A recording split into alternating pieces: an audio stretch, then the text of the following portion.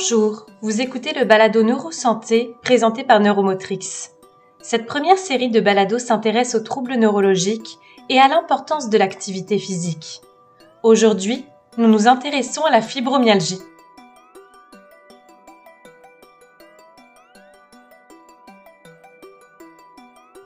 Mais c'est quoi la fibromyalgie ? Il s'agit d'une affection caractérisée par une douleur généralisée et constante. Cette douleur est diffuse, c'est-à-dire qu'elle peut se manifester dans tout le corps, des deux côtés le long de la colonne vertébrale, ainsi que dans la partie supérieure et inférieure du corps. On dit de la fibromyalgie que c'est un trouble de la sensibilité douloureuse.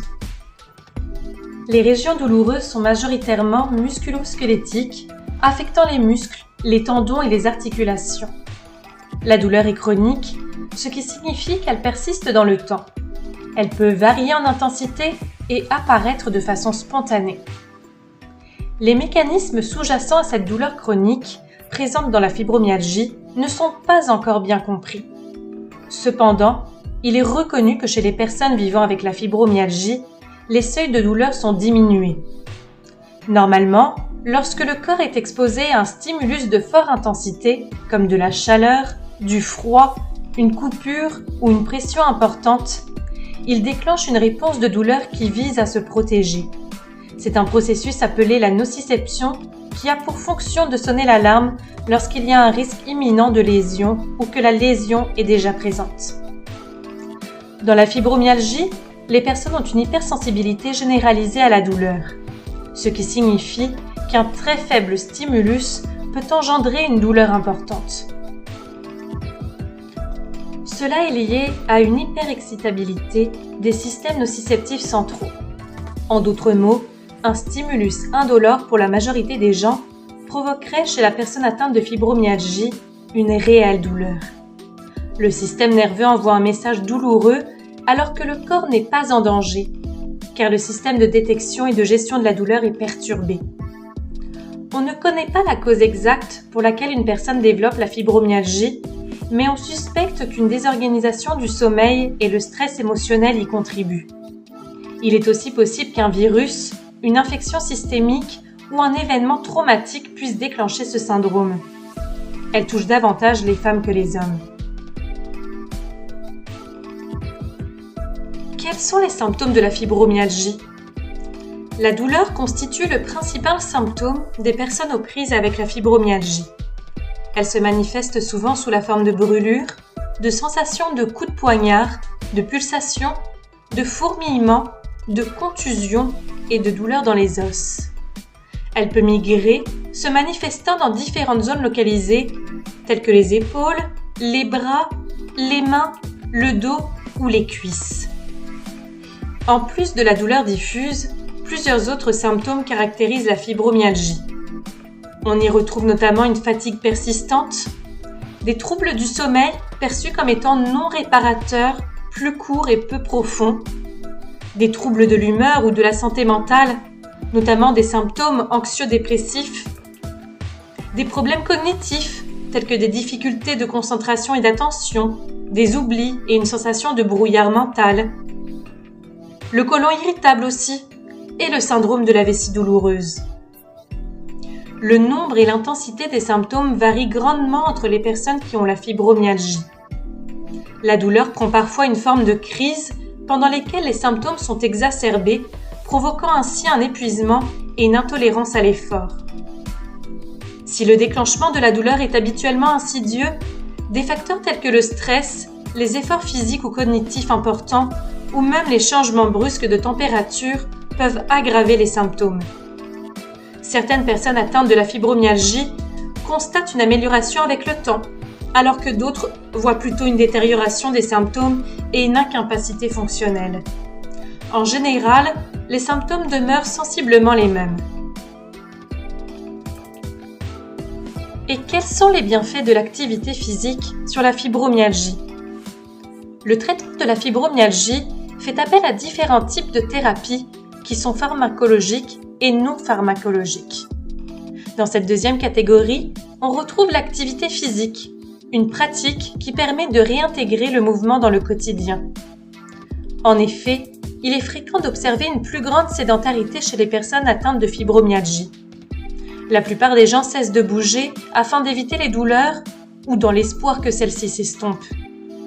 Or, des études ont clairement démontré que la sédentarité a des effets néfastes sur la santé et qu'il est important de continuer à rester actif tout en respectant ses limites, bien sûr. L'activité physique adaptée peut diminuer le stress, favoriser le sommeil, améliorer l'endurance et aider à gérer la douleur. En effet, les études scientifiques démontrent qu'un programme d'exercice supervisé peut améliorer le bien-être général et le fonctionnement physique chez les personnes atteintes de fibromyalgie. Mais quel type d'activité physique privilégier ? Les exercices de type aérobie, ceux qui sollicitent le système cardiovasculaire, sont très efficaces dans le cas de la fibromyalgie. On pense ici à toutes les activités qui augmentent la fréquence cardiaque et rendent un peu essoufflé, comme la marche, le jogging, le vélo et la natation.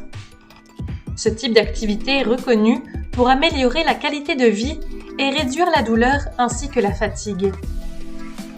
Un programme plus global, comprenant à la fois des exercices de type aérobie, de résistance, de coordination et de souplesse, peut aussi avoir des effets très bénéfiques. En effet, un tel programme peut réduire la perception de la douleur, mais aussi réduire les symptômes de la dépression, l'anxiété et le stress, en plus d'améliorer les capacités fonctionnelles et la condition physique générale. Il n'y a pas de directive spécifique officielle sur la quantité et l'intensité recommandée d'activité physique pour les personnes vivant avec la fibromyalgie. Cependant, pour favoriser la santé, la Société canadienne de physiologie de l'exercice recommande à tous les adultes d'être physiquement actifs chaque jour, de limiter les comportements sédentaires et de dormir suffisamment. En ce qui concerne l'activité physique plus spécifiquement, les adultes devraient faire au moins 150 minutes par semaine d'activité physique de type aérobie d'intensité modérée à vigoureuse, du renforcement musculaire ciblant les groupes de muscles les plus importants au moins 2 fois par semaine et plusieurs heures d'activité physique d'intensité légère, incluant les périodes en position debout chaque jour. Cependant, chez les personnes atteintes de fibromyalgie, l'intensité, la durée et la fréquence des exercices doivent être adaptés pour éviter d'exacerber les symptômes de douleur et de fatigue. C'est pourquoi il est recommandé de faire appel à un professionnel de la santé spécialisé en activité physique, un kinésiologue, pour obtenir un programme d'exercice et des conseils spécifiques aux besoins individuels. Cela dit, plusieurs activités sont sécuritaires et peuvent être entreprises dès maintenant. La marche, la randonnée pédestre, les exercices en piscine, le yoga, le tai chi et la danse sont toutes des activités qui peuvent être adaptées aux besoins de chacun. Il suffit d'être à l'écoute de son corps et de respecter ses limites. Les étirements et les exercices de respiration peuvent être pratiqués quotidiennement. S'il est vrai que la fibromyalgie pose un obstacle important à la pratique d'activités physiques en raison des symptômes de douleur et de fatigue associés à ce syndrome, l'exercice n'est pas nocif. Au contraire, l'activité physique réduit plusieurs symptômes et procure une sensation de bien-être dont tout le monde, peu importe sa condition de santé, devrait pouvoir profiter. Vous avez aimé ce balado ? Écoutez le 5e balado de cette série qui sera dédié au traumatisme crânio-cérébral. Si vous avez des questions et des commentaires, n'hésitez pas à communiquer avec nous à info@neuromotrix.com. Vous nous trouverez aussi sur Facebook et Instagram. Suivez-nous pour rester informés. À bientôt!